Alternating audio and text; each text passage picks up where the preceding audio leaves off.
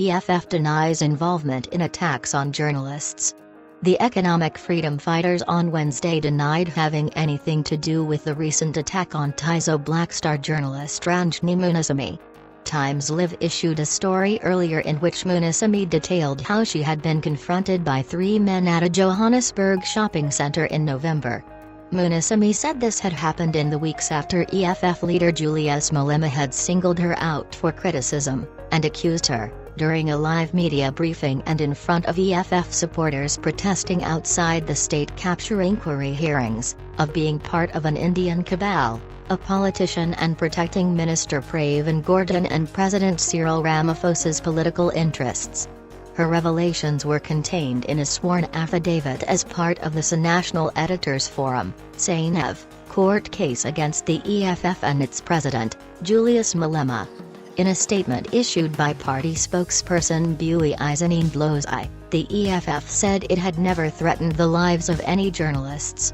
The EFF has been consistent in its message to its supporters that our battle with these individuals is an intellectual one based on ideas and not on physical violence, Ndlozi said, referring to their recent clashes with Munusamy and several other journalists. In essence, our campaign to look out for them and their work on social media is a pure ideological exercise. No leader or structure of the EFF has ever called on violence with the media or journalists.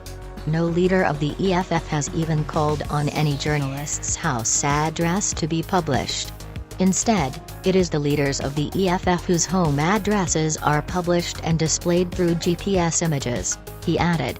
The EFF said it was aware of SANEV's complaint against them filed at the Equality Court. SANEV said the complaint was lodged in a bid to halt threats and harassment directed at journalists by the EFF and Malema. We did not take this decision to institute legal action against the EFF lightly.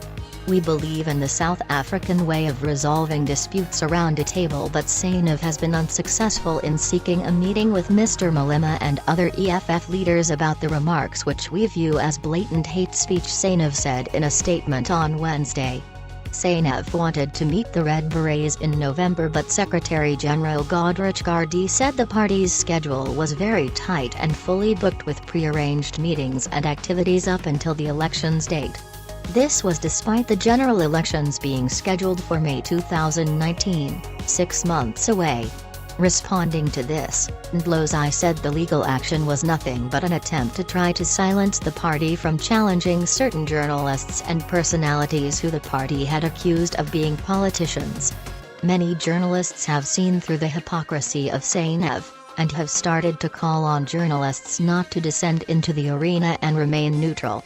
We will never be intimidated, and shall speak the truth even if it means prison, he said. SANEV, however, said it had approached the court under the banner of defending media freedom and seeking protection of journalists against intimidation and threats by the party's leaders and supporters. Women journalists in particular have borne the brunt of an avalanche of insults leveled against them, particularly on social media. The journalists who have reported critically on the EFF have been called whores, witches, bitches and CS, and calls have been made for them to be raped and attacked by staunch EFF supporters, said SANEV. While the complaint has been lodged, the forum said it was also demanding an apology from Malema.